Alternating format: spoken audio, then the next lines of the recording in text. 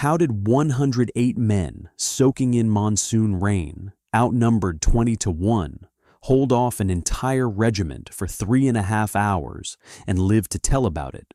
On the afternoon of August 18, 1966, in a rubber plantation east of Saigon, a company of Australian soldiers walked into what should have been their grave. 18 died. 245 enemy soldiers were left on the battlefield. But here's what the generals don't want you to know. They decorated the wrong men. For 40 years, the heroes who saved that company were ignored, while officers who never fired a shot collected medals. The truth was buried deeper than the bodies. What really happened in that rain-soaked hell? And why did it take half a century for anyone to admit it? Forget everything you think you know about courage under fire. This is the story they tried to erase. To understand the catastrophe that was about to unfold in the jungles of Phuoc Tuy province in August of 1966, one must first grasp the dangerous combination of institutional arrogance and strategic blindness that had infected the Australian command structure. The 1st Australian Task Force had established its base at Nui Dat only 3 months earlier, between April and June of 1966, setting up camp in the heart of territory the Viet Cong considered their own. The decision to relocate the villagers of Long Tan and Long Phuoc to secure the new base had not gone unnoticed by the enemy. It had, in fact, signed the Australians' death warrant. The recovery of these villages would become the motivation for revenge that nearly destroyed an entire company. The task force was critically undermanned from the beginning. Military doctrine required 3 battalions to maintain operational flexibility, allowing one to conduct operations while another secured the base and a third rested and retrained. The Australians had 2. This meant that while one battalion operated in the field, the other had to both defend Nui Dat and provide a ready reaction force, stretching the limited manpower to the breaking point. Every patrol that left the wire weakened the base. Every man on rest and recreation was one less rifle on the perimeter. The calculus of survival was brutally simple, and the commanders knew they were gambling with lives every single day. By mid-August, the intelligence picture was simultaneously clear and useless. Signals intelligence had tracked the movement of the Viet Cong 275th Regiment and the D-445 Battalion to positions just north of Long Tan. Radio direction finding had pinpointed their general location. The Australian commanders knew a major enemy force was operating within 5 kilometers of their base. What they didn't know was exactly where, or more importantly, what the enemy was planning. The intelligence was good enough to cause concern, but not specific enough to prevent disaster. At 2:43 in the morning on August 17, 1966, the Viet Cong answered the question of their intentions with a 22-minute bombardment of Nui Dat. 82mm mortars and 75mm recoilless rifles rained down on the sleeping base from positions approximately 2 kilometers to the east. 24 Australian soldiers were wounded in the attack. Tents were shredded, vehicles damaged, and the electrical infrastructure that powered the crucial tannoy speakers used for communicating fire missions around the artillery gun pits was knocked out. The Australians stood to their positions, expecting the barrage to be the prelude to a ground assault. None came.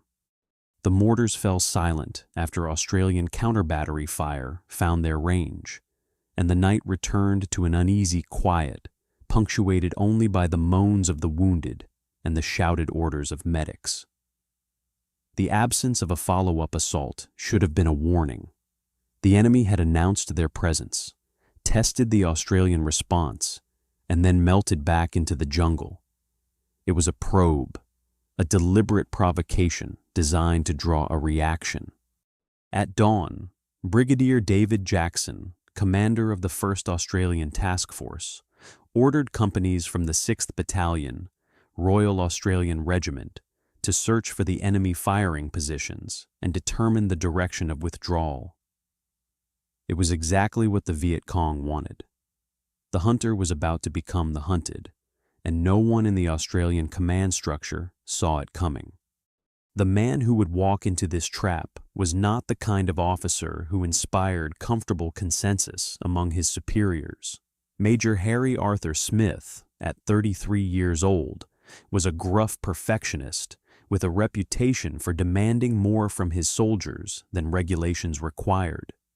Born in Hobart, Tasmania on July 25, 1933, Smith had cut his teeth as a platoon commander during the Malayan Emergency between 1955 and 1957, learning jungle warfare against communist insurgents in terrain and conditions not unlike Vietnam. After a stint with 2 Commando Company, where he absorbed Special Forces training methods, he had been posted to the 6th Battalion, Royal Australian Regiment at Noguera, near Brisbane, in 1965, and promoted to acting major as commander of Delta Company. Smith trained his company with an intensity that bordered on obsession. He demanded Special Forces fitness standards from regular infantry, pushed his men through forced marches that left them exhausted and angry, and drilled discipline and teamwork until they moved as a single organism. His philosophy was simple: mateship, loyalty, and confidence in individual and unit ability to perform under pressure would save lives when the shooting started. The men didn't always like him, but they trusted him, and in the brutal arithmetic of war, trust mattered more than affection. When Delta Company marched, they sang along to Nancy Sinatra's "These Boots Were Made for Walking," their unofficial anthem for the long hours of patrolling. The song's defiant energy matched their commander's personality perfectly. The company that departed Nui Dat on the morning of August 18th consisted of 105 Australian soldiers organized into 3 platoons, plus 3 New Zealand artillery observers from the 161st Battery, Royal New Zealand Artillery. 108 men total.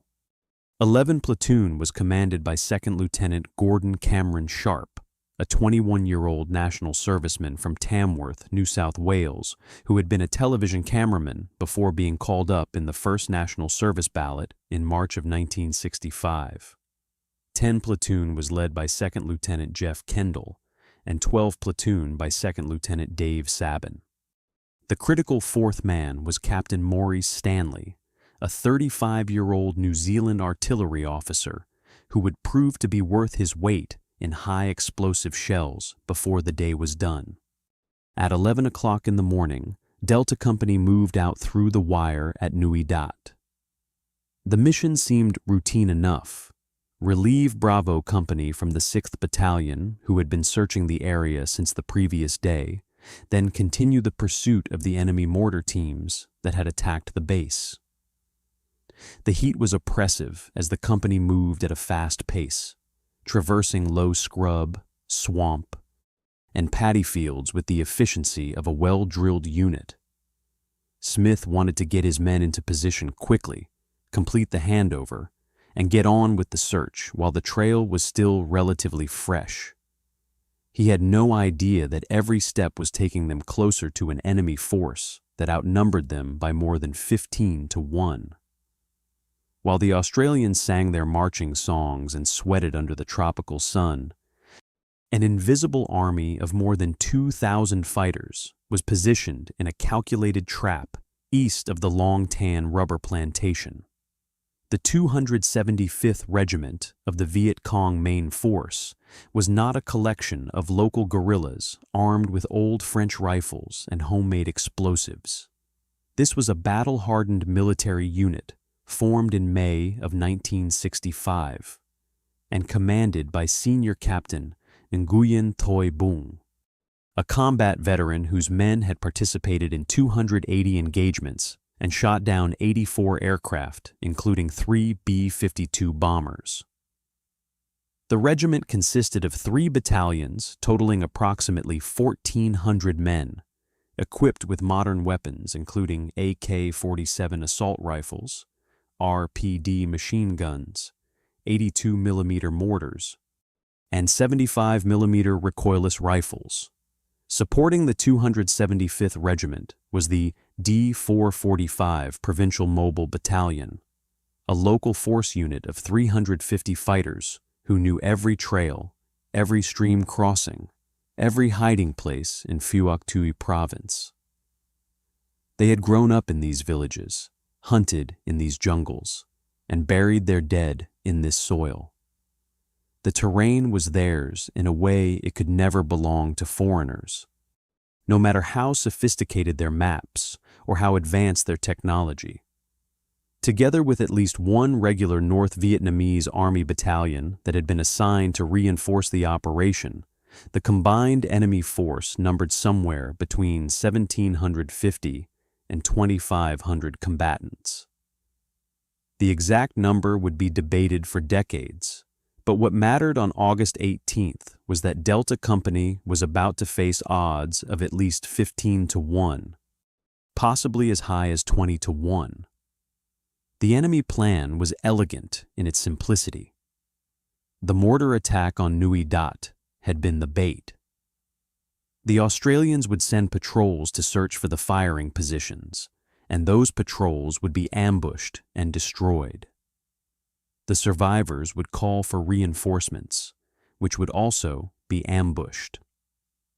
As the Australian command committed more and more forces to rescue their trapped soldiers, the base at Nui Dat would be progressively weakened until a coordinated assault by multiple regiments could overrun it entirely.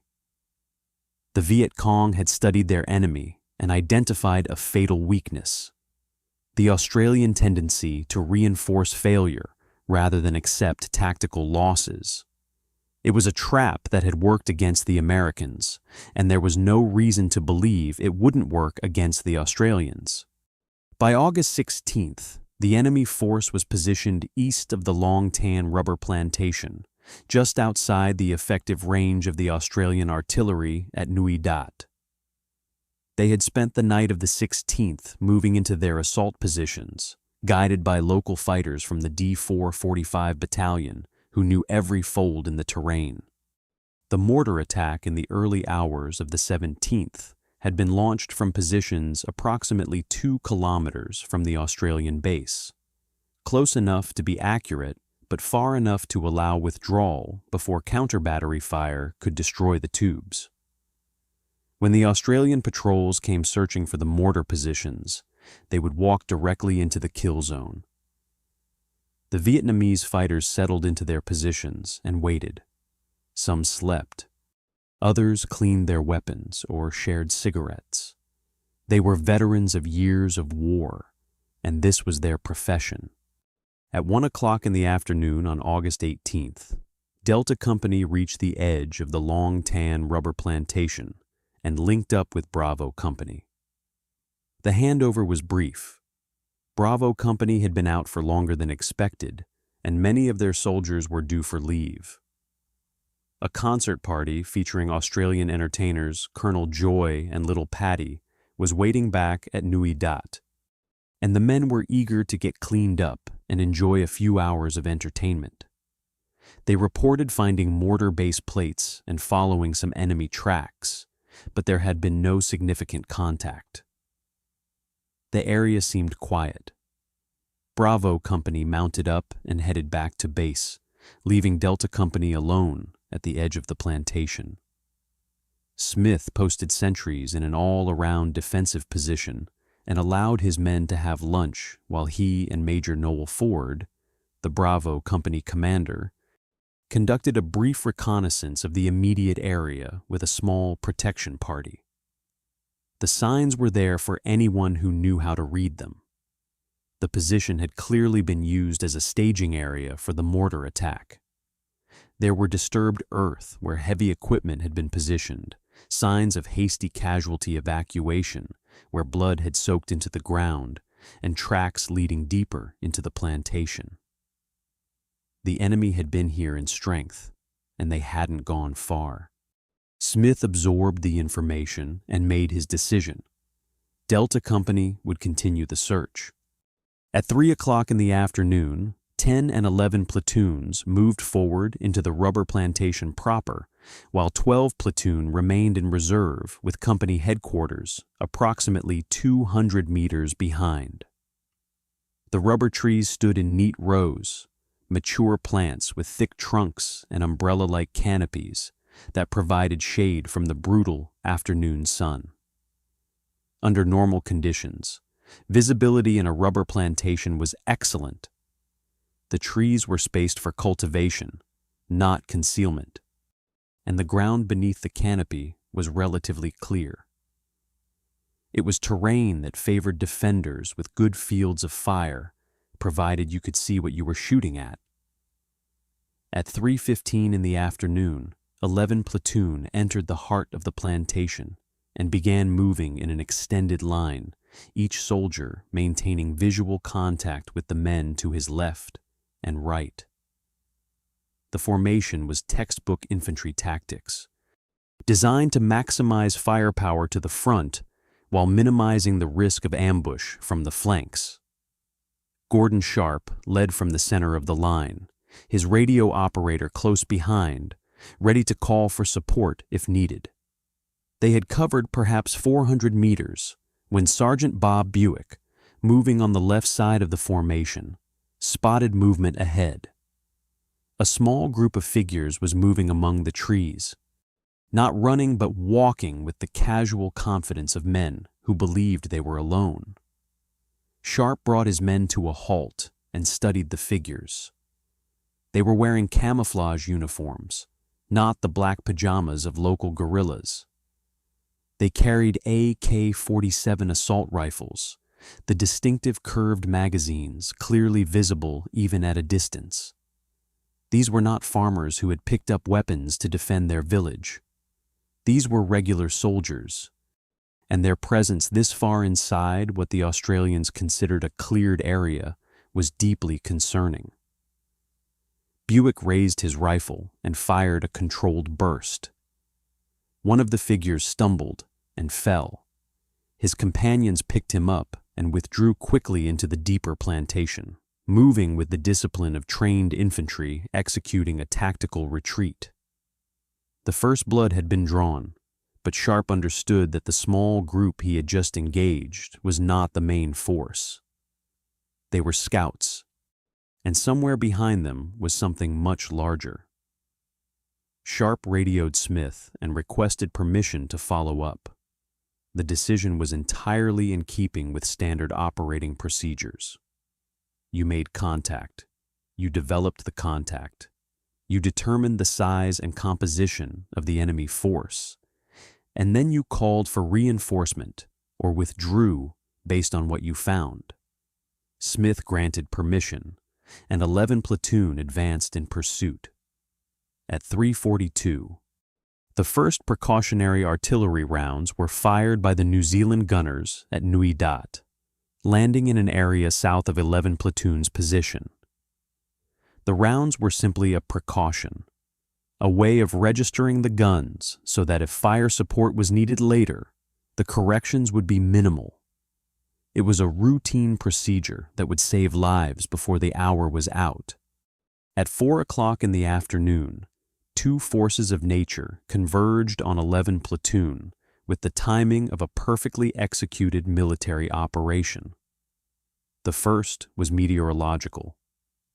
The monsoon that had been building on the horizon all afternoon finally broke, releasing a torrential downpour so heavy that visibility dropped from several hundred meters to less than 50 in the space of seconds.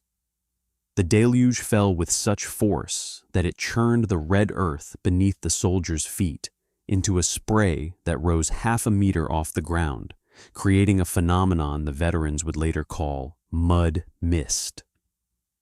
Everything below waist height was obscured by a reddish-brown fog of water and suspended soil particles. The second force was military. The 275th Regiment opened fire. At 4:08 in the afternoon, 11 Platoon was hit by a storm of automatic weapons fire from at least 2 machine guns and dozens of AK-47s firing on full automatic. The left section of the platoon was struck with particular violence. 2 Australians were killed instantly, cut down before they could even process what was happening. The remaining soldiers threw themselves to the ground and began returning fire, but they were fighting blind.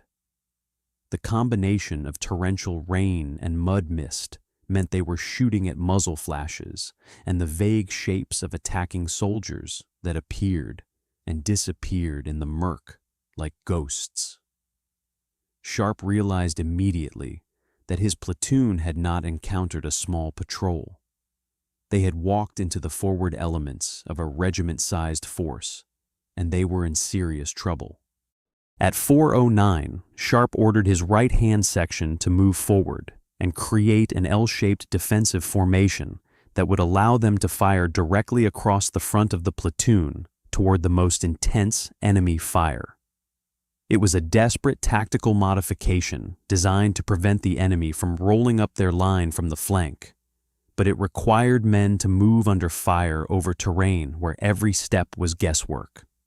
At 4:10, Sharp got on the radio to Captain Stanley and requested immediate artillery support. His voice was calm, trained, exactly as it should be, but the urgency underneath was unmistakable. 11 Platoon was in contact with a major enemy force and would be overrun within minutes without help.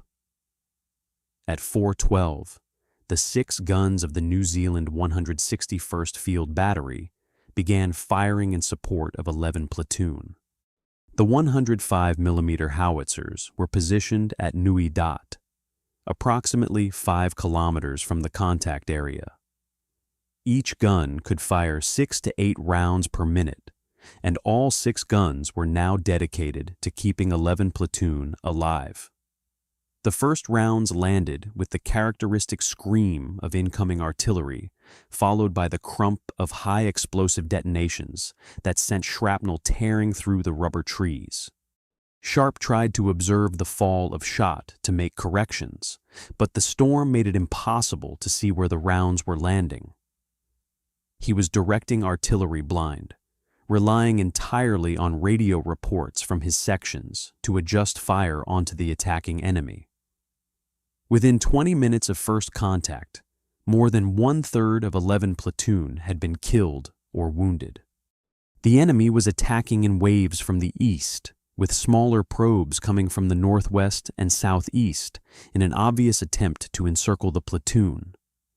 The Australians were shooting back, picking their targets when visibility allowed, but for every enemy soldier they dropped, 10 more appeared to take his place.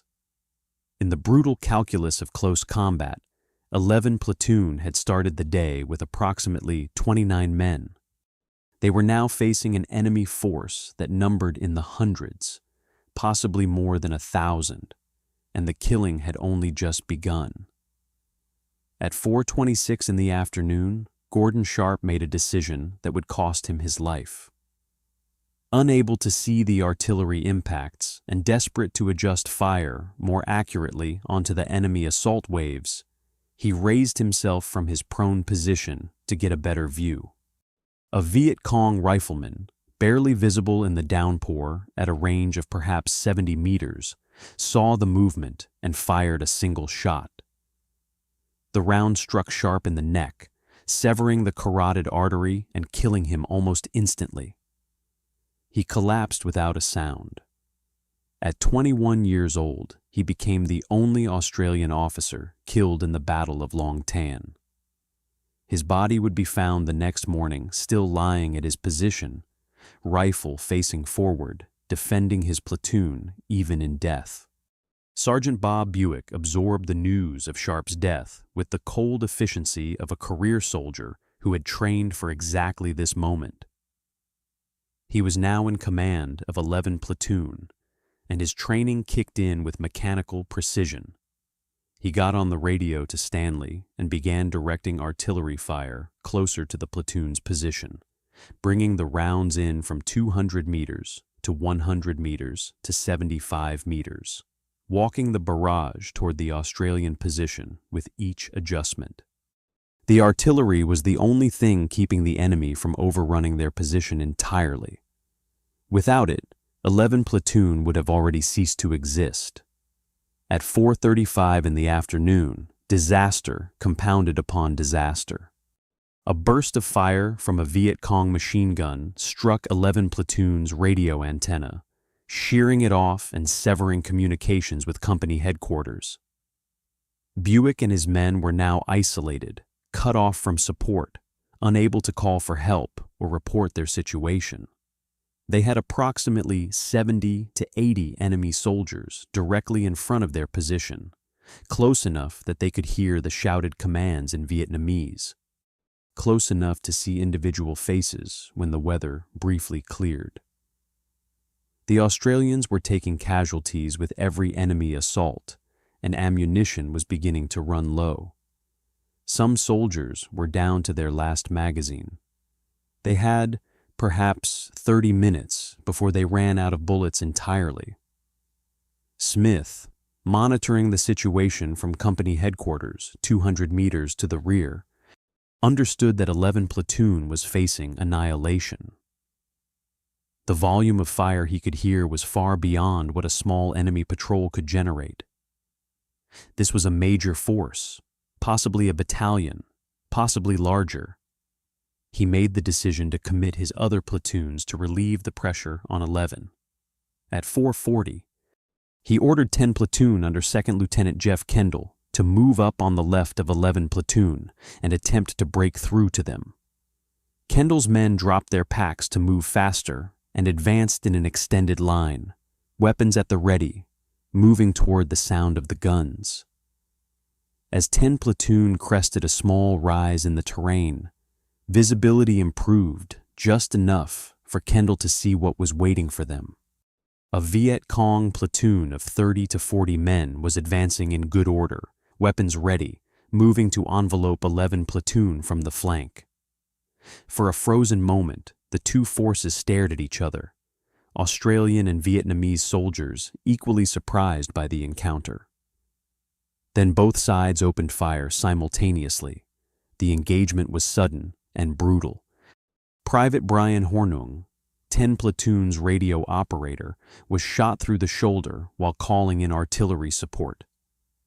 The round that struck him continued through his body and smashed into the radio set on his back, destroying it completely.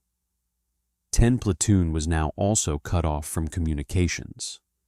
Private Bill A. Kell, back at company headquarters, volunteered for a mission that would have seemed suicidal to anyone with a more developed sense of self-preservation. He would run a spare radio through enemy-controlled territory to 10 platoon, restoring their communications. Smith gave him permission, and Ackle took off at a sprint, weaving through the rubber trees with bullets snapping past his head and ricocheting off tree trunks. He encountered 2 or 3 enemy soldiers along the way and killed them with controlled bursts from his rifle without breaking stride. He reached 10 platoon, delivered the radio, and then fought his way back to company headquarters. The entire journey took perhaps 10 minutes. It was the kind of individual act of courage that would normally result in a significant decoration. Akel would receive nothing. By 5 o'clock in the afternoon, Smith understood that he was facing a full-scale regimental assault on his company. 2 platoons were heavily engaged and taking casualties. 11 platoon was still isolated and possibly surrounded.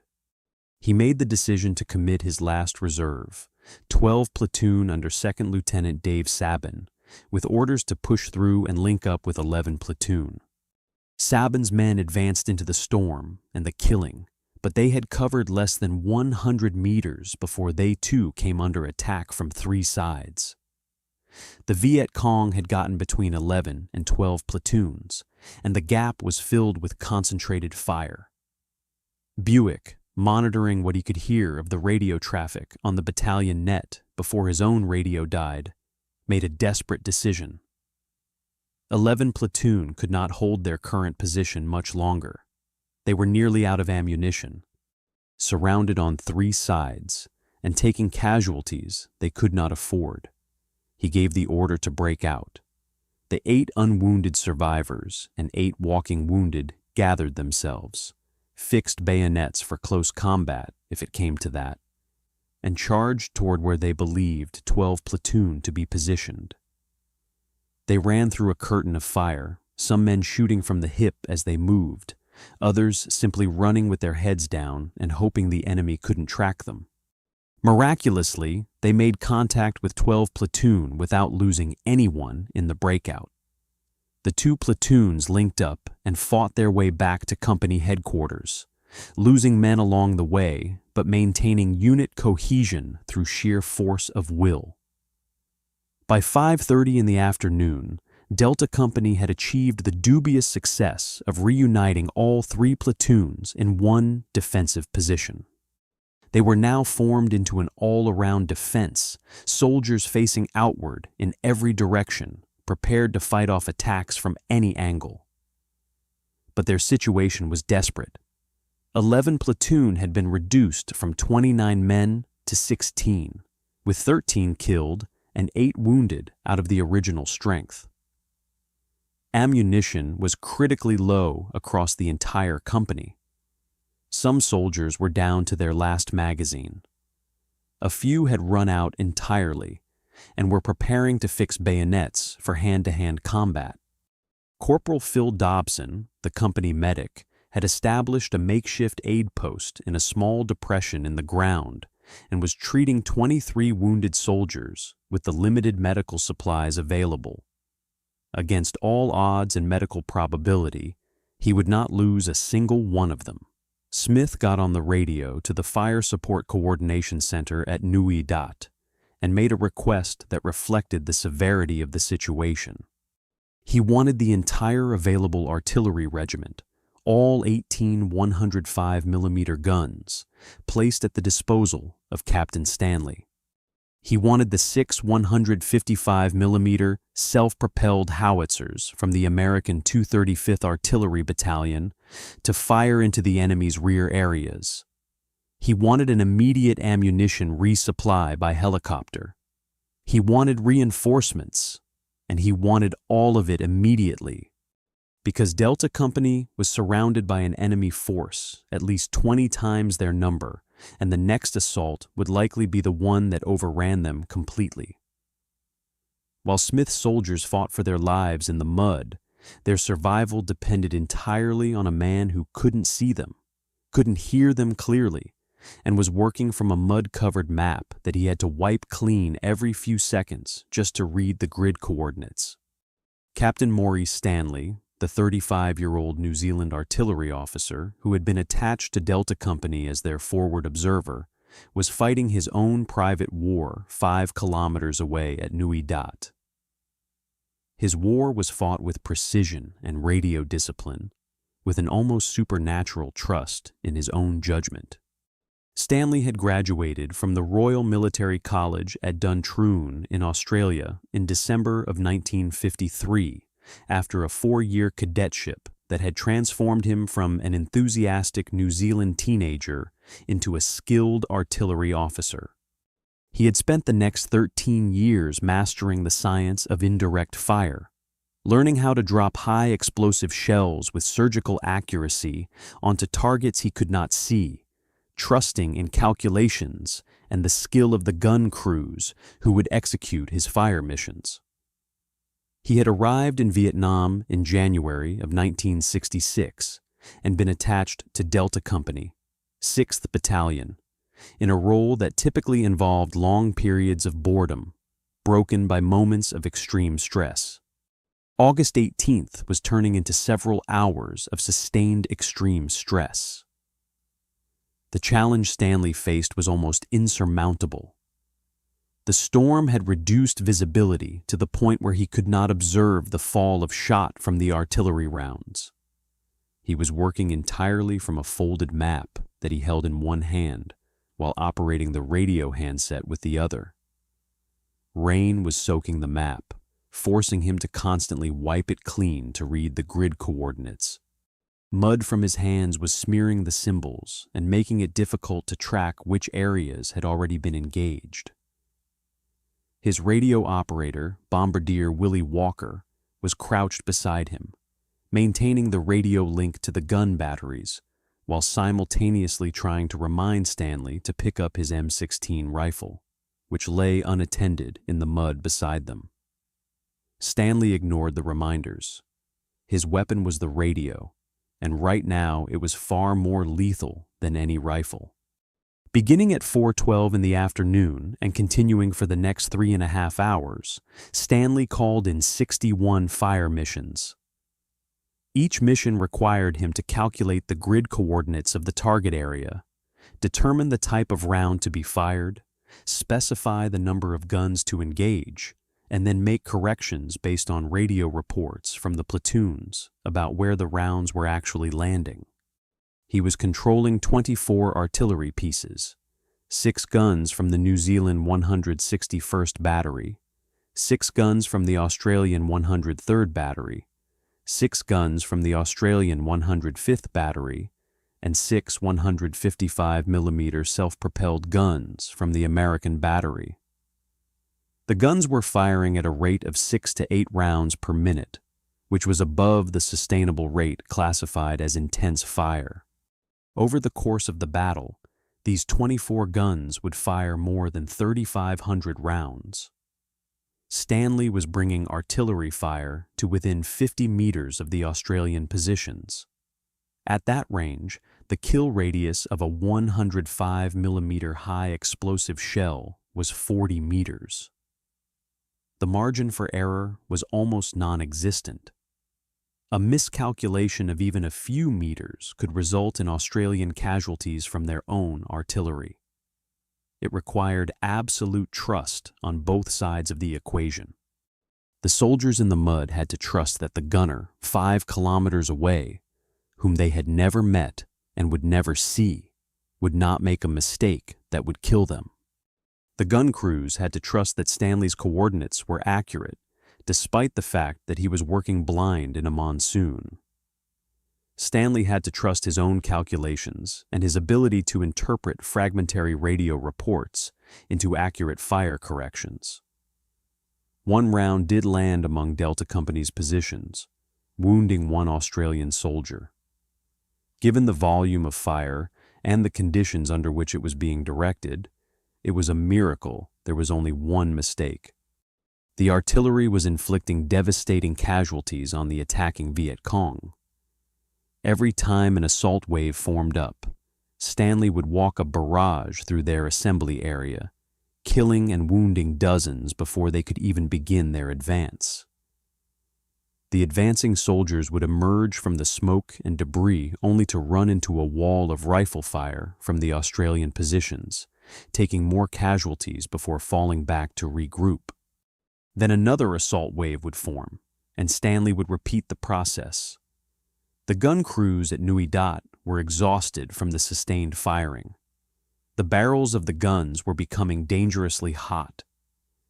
Ammunition was being expended at a rate that would require an emergency resupply. But they kept firing because the alternative was unthinkable. Later analysis would determine that the artillery inflicted approximately 90% of the enemy casualties suffered during the Battle of Long Tan. Stanley's hands, holding a mud-covered map and a radio handset, were directing death with an accuracy that defied the conditions under which he was working. He couldn't see what he was saving, but he knew the calculations, and those numbers were keeping Delta Company alive. When the soldiers in the mud heard the scream of incoming shells, followed by the crump of explosions landing among the enemy assault waves, they cheered. Some of them, out of ammunition and waiting for the final assault, cheered artillery rounds that were landing close enough to shower them with dirt and debris. It was the sound of survival. By 5:15 in the afternoon, Delta Company was facing an ammunition crisis that threatened to render all of Stanley's artillery support irrelevant. It didn't matter how many enemy soldiers the artillery killed if the Australians didn't have bullets to shoot the ones who made it through the barrage.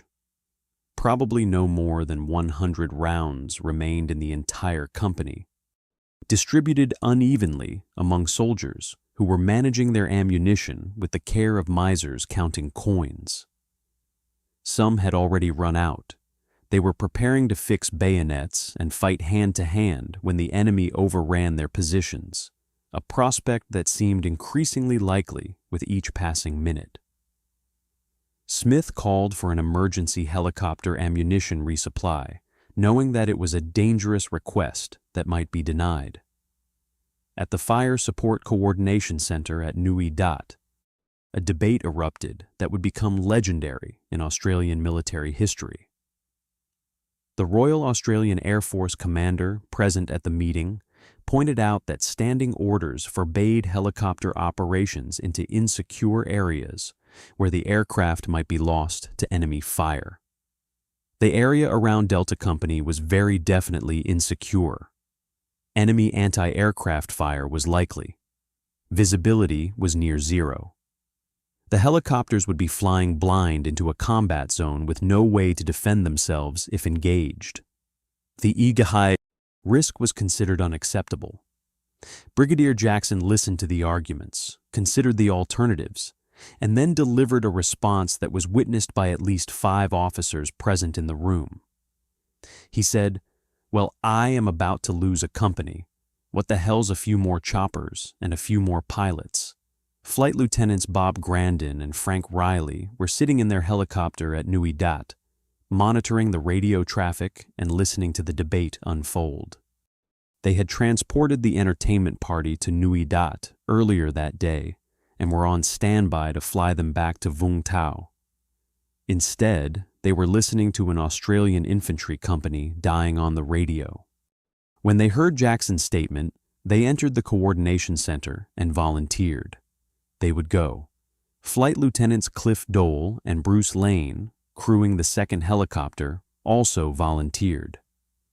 2 UH-1B Iroquois helicopters, tail numbers A-21020 and A-21022, lifted off into the storm carrying boxes of ammunition and a determination to reach Delta Company regardless of the conditions.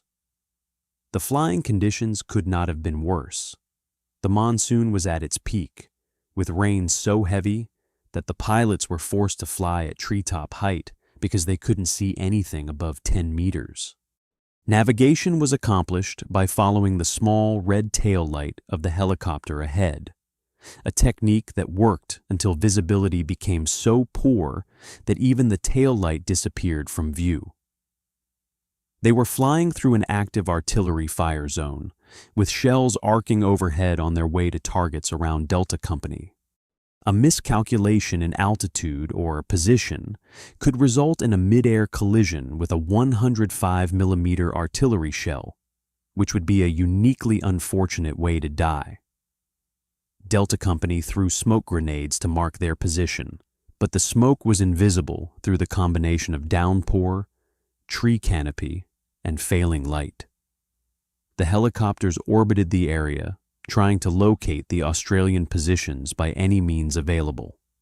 Finally, one of the pilots spotted a gap in the canopy and made the decision to simply hover and drop the ammunition by free fall, hoping it would land close enough for the Australians to retrieve it.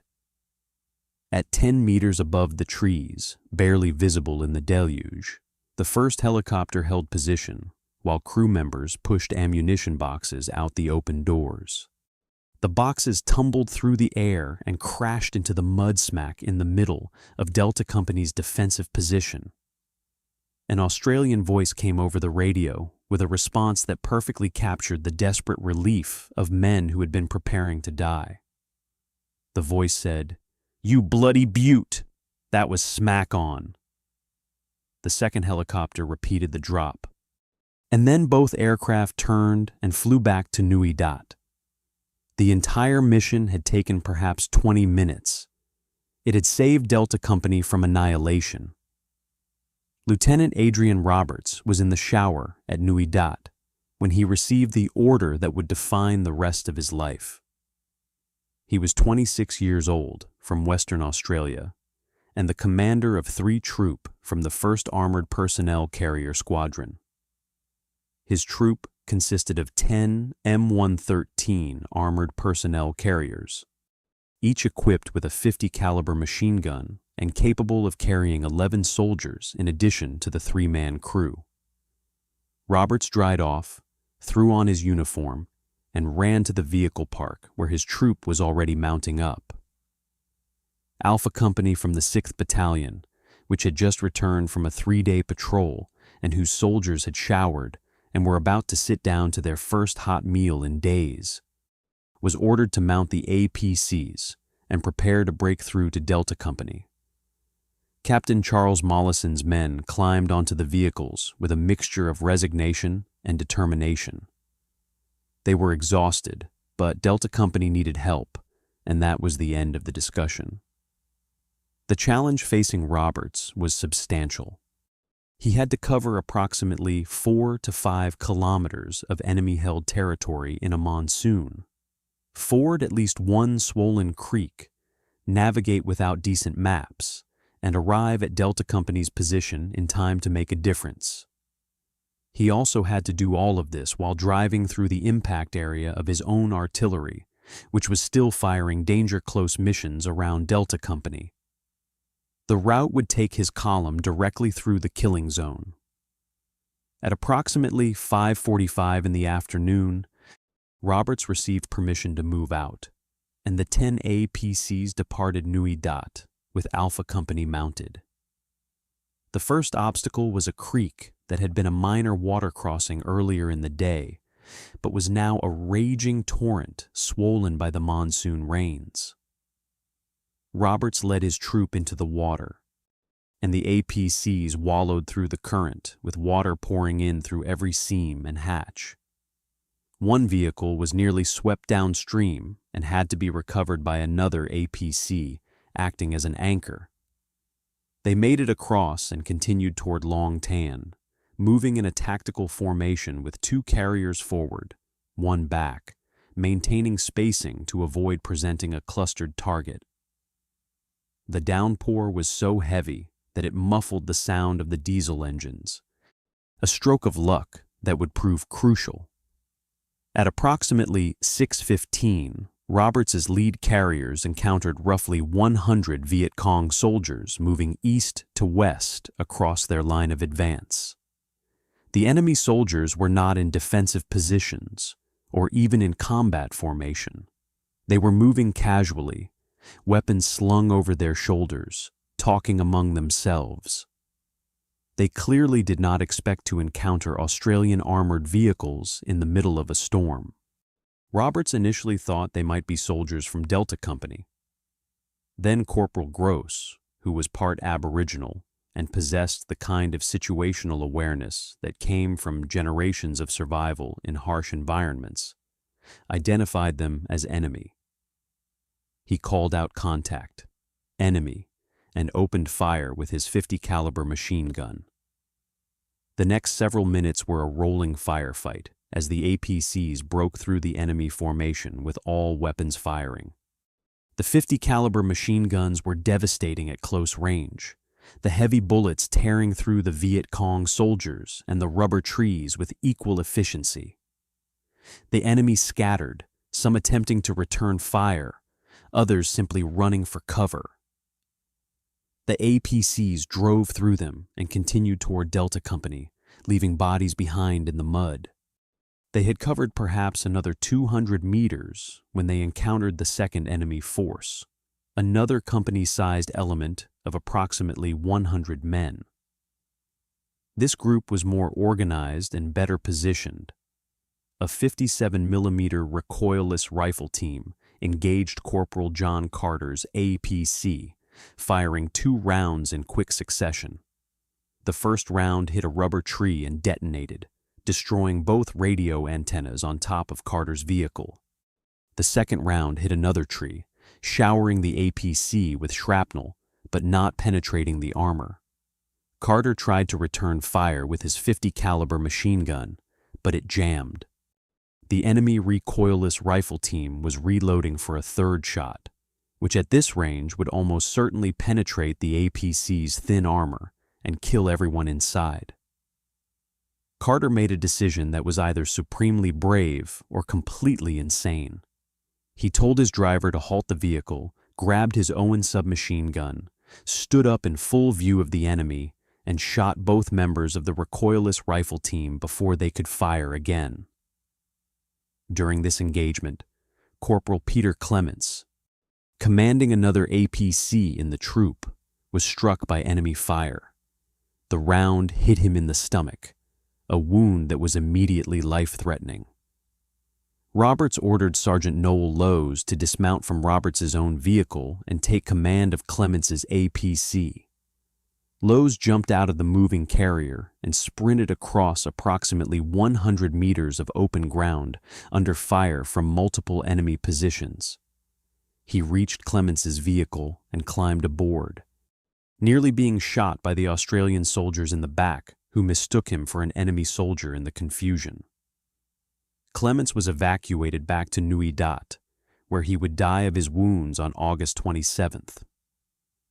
He was the only member of the APC squadron killed in the Battle of Long Tan. The APCs continued their advance through the artillery fire that was still falling around Delta Company's position.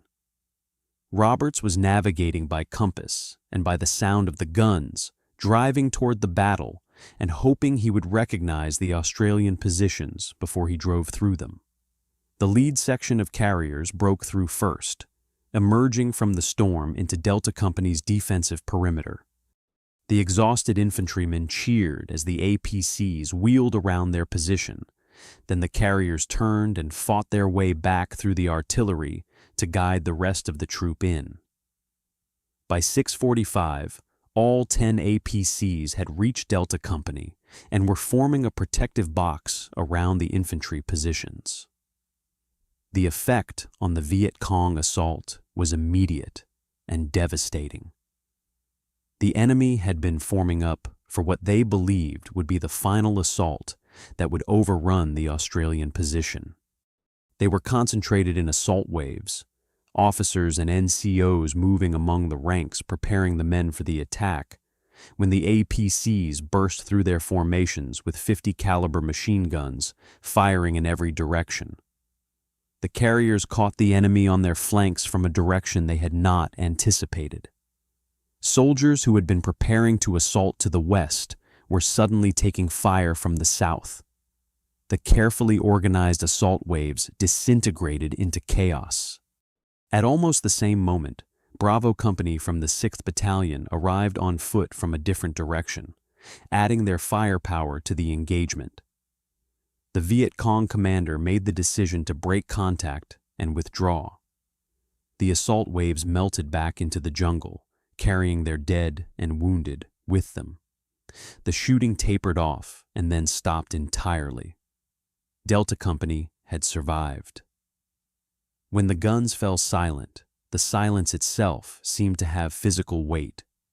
For 3.5 hours, the rubber plantation had been filled with the sound of automatic weapons fire, exploding artillery shells, shouted orders, and the screams of wounded men. The sudden absence of noise was disorienting. Soldiers sat in the mud, ears ringing from the sustained gunfire, unable to process the fact that they were still alive. Lieutenant Colonel Colin Townsend arrived with the battalion headquarters element, having been transported to the battlefield by APCs.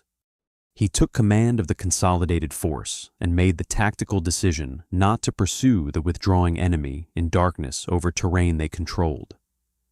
The priority was to consolidate the position, treat the wounded, and prepare for a possible counterattack.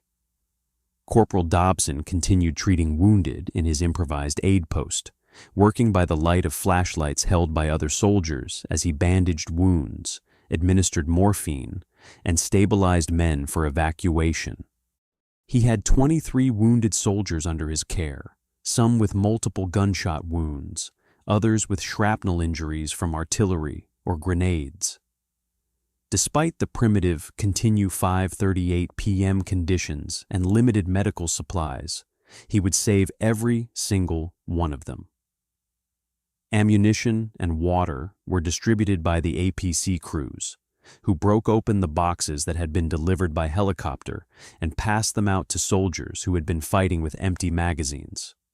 The defensive perimeter was reorganized with the APCs providing a mobile armored shell around the infantry positions. After midnight, when it became clear that the enemy was not going to counterattack, Townsend ordered the beginning of casualty evacuation. 7 helicopters worked into the darkness, guided by lights from the APCs, lifting out the wounded and flying them to the field hospital at Vung Tau. Delta Company remained on the battlefield overnight, soldiers sitting in or around the APCs, wet, exhausted, shocked by what they had survived. Half of 11 platoon was still unaccounted for. Soldiers anxiously discussed the fate of their missing friends, hoping they were wounded and hiding, fearing they were dead. Brigadier Jackson, back at Nui Dat, was seen by several officers sitting in a chair with his head buried in his hands. He believed the battle had been a disaster. The casualty report suggested Delta Company had been mauled. He had no way of knowing that they had achieved something extraordinary. At dawn on August 19th, a reinforced follow-up operation returned to the battlefield. Delta Company led the way, mounted on APCs, followed by Alpha, Bravo, and Charlie companies from the 6th Battalion, and Delta Company from the 5th Battalion. The soldiers advanced carefully, weapons ready, expecting possible enemy contact. What they found instead was a scene of devastation that would haunt those who witnessed it for the rest of their lives. The first discovery came when soldiers from 11 Platoon located 2 of their missing comrades. Private Jim Richmond had been shot twice through the chest and had lain face down in his position all night, losing blood and drifting in and out of consciousness. Private Barry Meller was also found alive, severely wounded but stable. Both men were immediately evacuated by helicopter. They would survive. The 13 Australian bodies were recovered throughout the morning. They were found still lying at their weapons, rifles pointing toward the enemy, some with empty magazines beside them, indicating they had fought until they ran out of ammunition. Gordon Sharp was found at the position where he had been killed, still in a leadership posture, frozen in the moment of his death. The sight of the dead soldiers defending their positions, even after death, was chilling to those who found them. The bodies were carefully collected and prepared for evacuation. 3 wounded Viet Cong soldiers were captured and interrogated. They provided some information about their units and the battle, though much of what they said was contradictory or incomplete. The enemy dead presented a more complicated accounting problem. More than 200 bodies were found in the immediate battle area. They lay in windows where the artillery had caught them, piled on top of each other in shell craters, scattered individually where machine gun fire had cut them down. The Australians counted 245 confirmed enemy dead on the battlefield. They dug shallow graves and buried them where they fell. The ground was too wet, and the bodies too numerous for any more elaborate arrangement. But it was clear from blood trails, drag marks, and abandoned equipment that the enemy had removed many more casualties during the night. Estimates of enemy wounded ranged from 500 to 750. Documents captured in later operations suggested that as many as 800 Viet Cong and North Vietnamese soldiers had been killed or died of wounds in the days following the battle.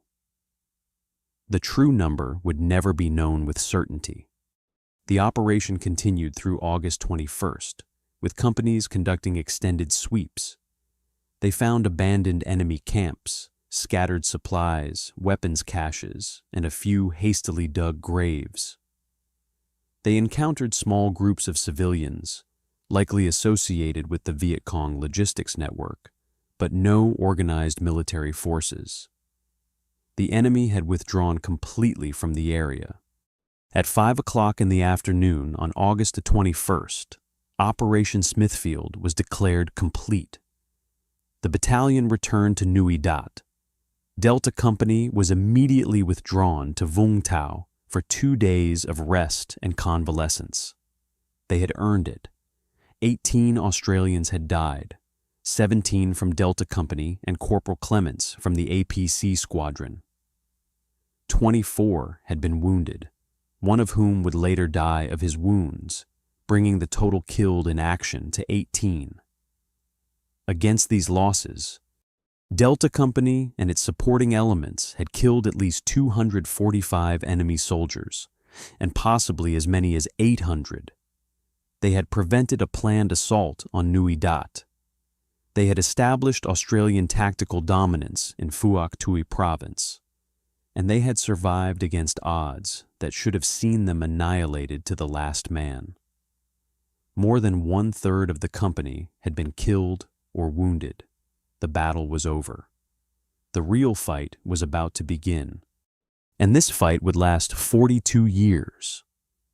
Prime Minister Harold Holt issued a statement congratulating the soldiers for their skill, effectiveness, and high courage in the best Australian tradition. American General William Westmoreland declared that the Australians had won one of the most spectacular victories in Vietnam to date. The public back in Australia read the casualty figures and were shocked that 18 men had died in a single afternoon.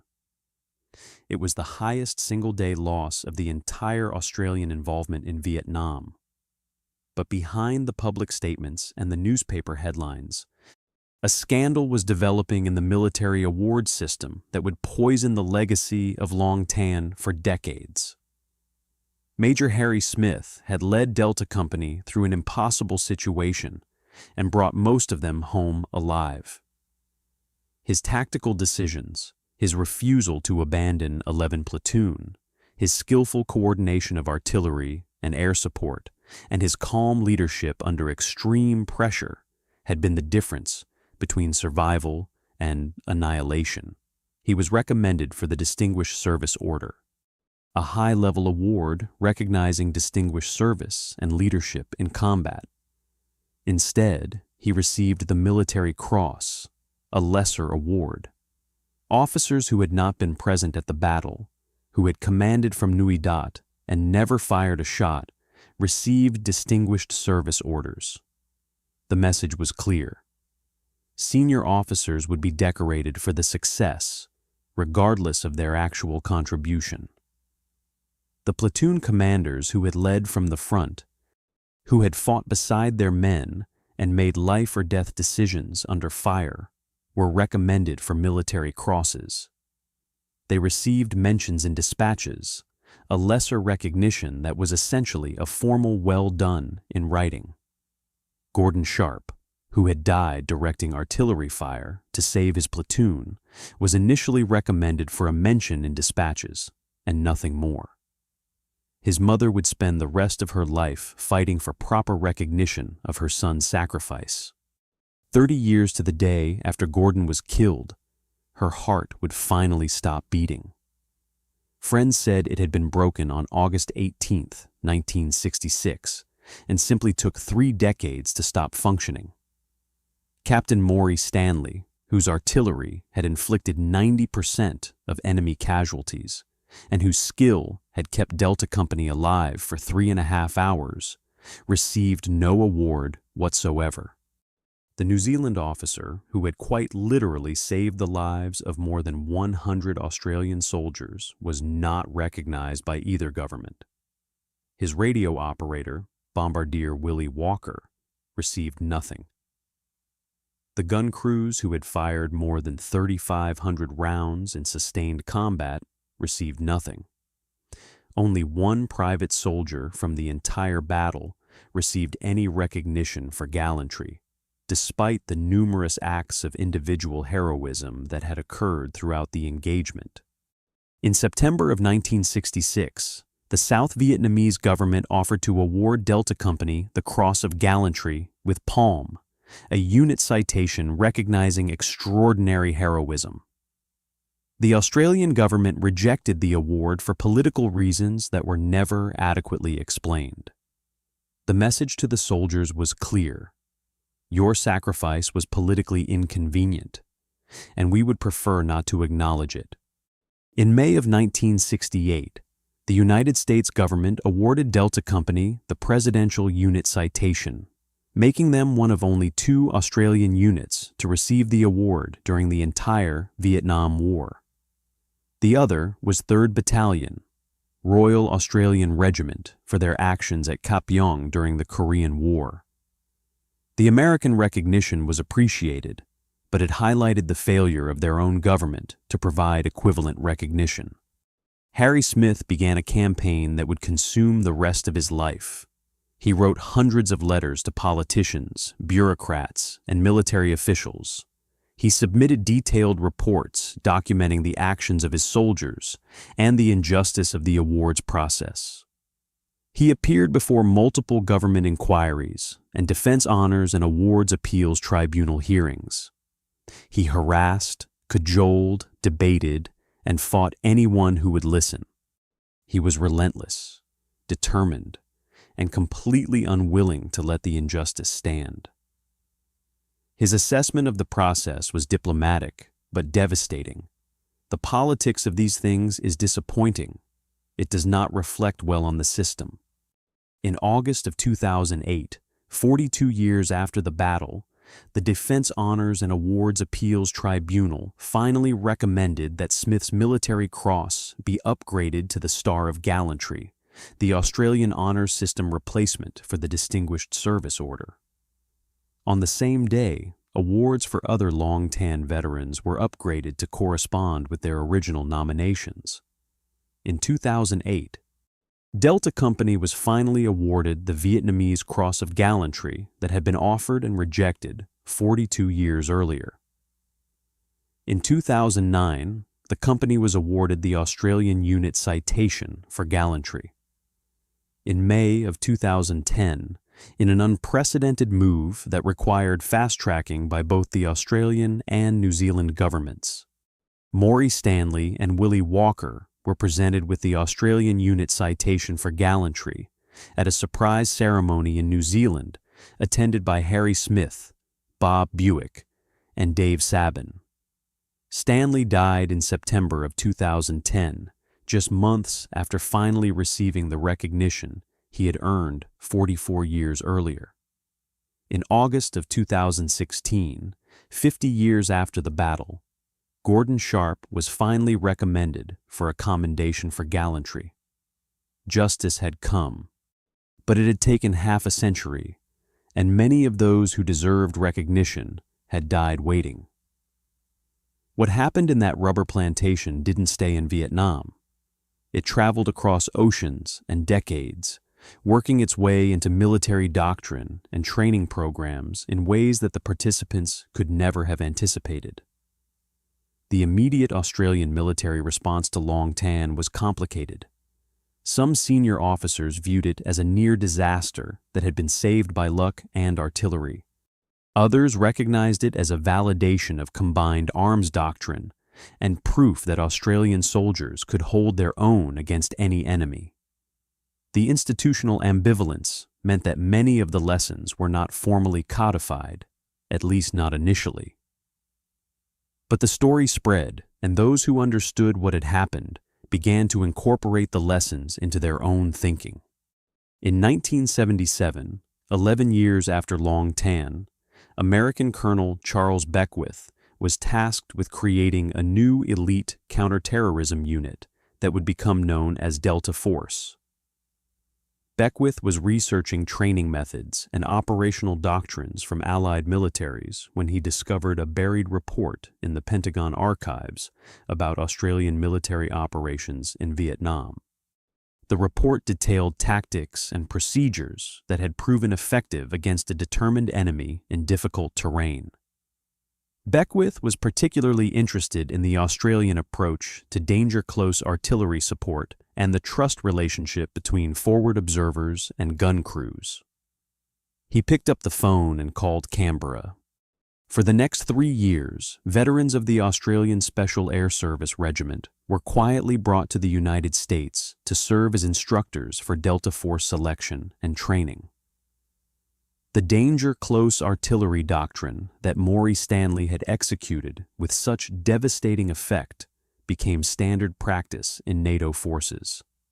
The protocols for bringing artillery fire to within 50 meters of friendly positions were formalized and incorporated into artillery training programs. The trust relationship between forward observers and gun crews, the precise calculations required for such close fire, and the understanding that sometimes survival requires accepting risk became foundational concepts in modern artillery doctrine.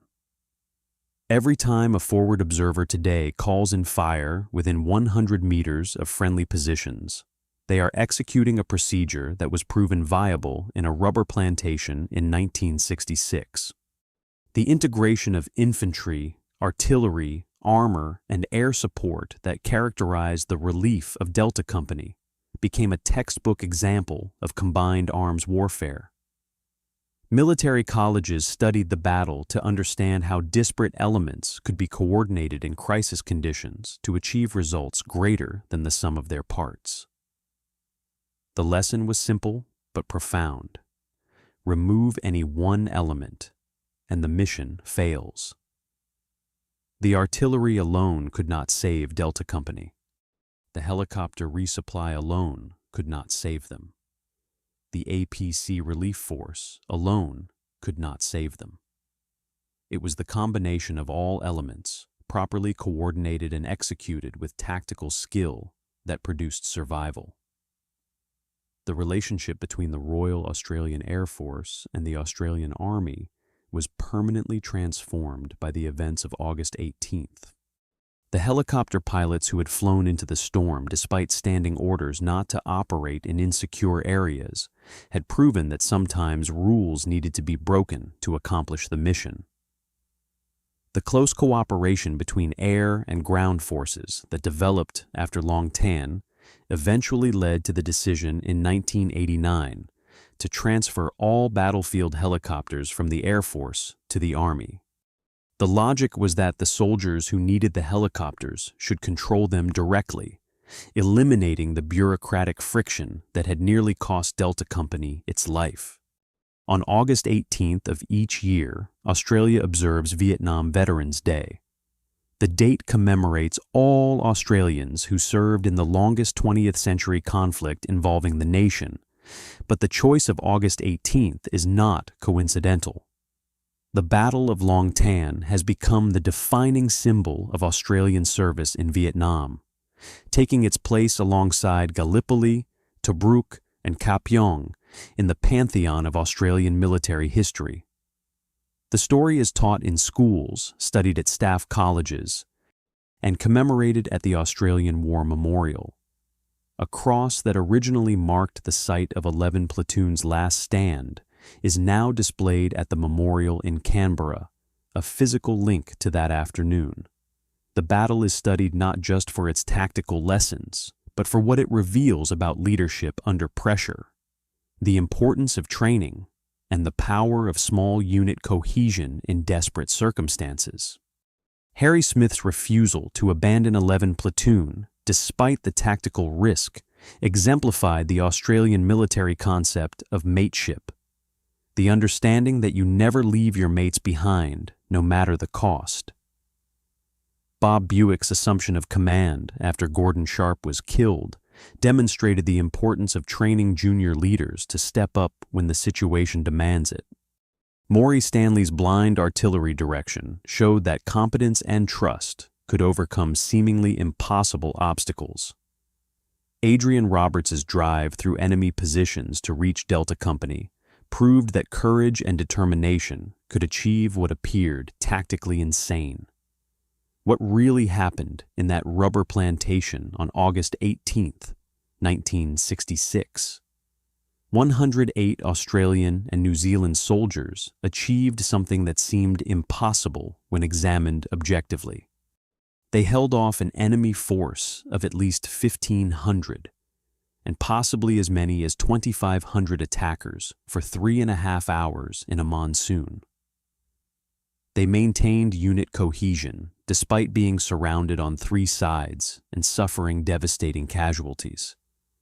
They called in artillery fire to within 50 meters of their own positions and survived.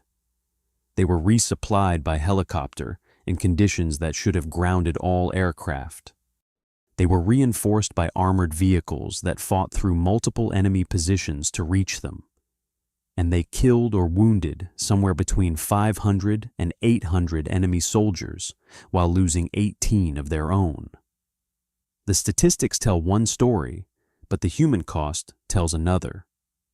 18 families received notification that their sons, husbands, and fathers were not coming home. Gordon Sharp's parents in Tamworth buried their 21-year-old son and spent the rest of their lives fighting for recognition of his sacrifice. Peter Clements lingered for 9 days before dying of his wounds, giving his family a brief hope that was cruelly extinguished. The wounded carried physical and psychological scars for the rest of their lives. Post-traumatic stress disorder was not well understood in 1966, and many veterans suffered in silence for decades before receiving help. Harry Smith died on August 20th, 2023, at the age of 90 in Booterham, Queensland. It was 2 days after the 57th anniversary of the Battle of Long Tan. He had spent 57 years carrying the memory of that afternoon, fighting for recognition for his soldiers, and dealing with survivors' guilt over the 18 men who didn't come home. He had finally received his upgraded medal in 2008, but many of the men he had fought for had died before seeing justice. Maurice Stanley died in September of 2010, just months after receiving recognition for saving more than 100 lives. He was 79 years old. The recognition had come, but it had taken 44 years, and for many, it had come too late.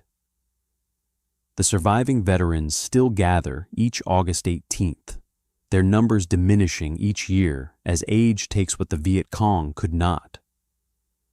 They stand at memorials across Australia and remember the friends who never grew old, the young men who died defending positions they could barely see. They remember the sound of artillery screaming overhead, the smell of cordite and blood and mud, the weight of empty magazines, and the desperate hope that the helicopters would arrive in time. They remember being young and terrified and determined not to let their mates down.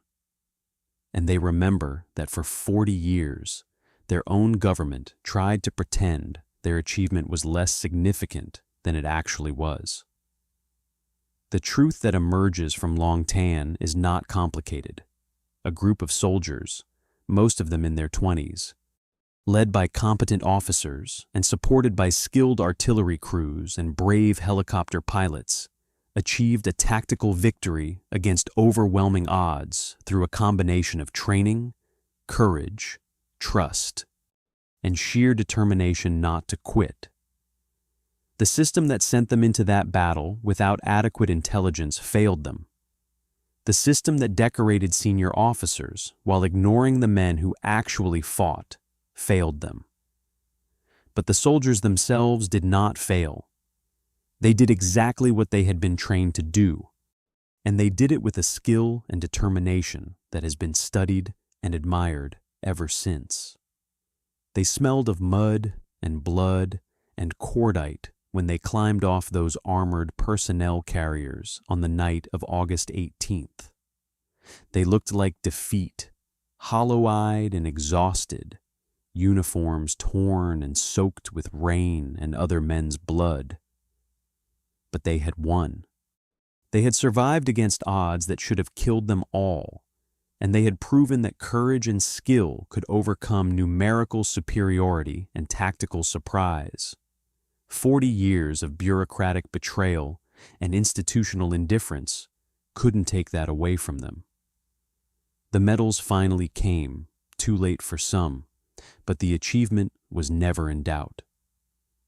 108 men held the line when any reasonable assessment said they should break. That's the truth. That's what happened in the rubber plantation at Long Tan. Now you know.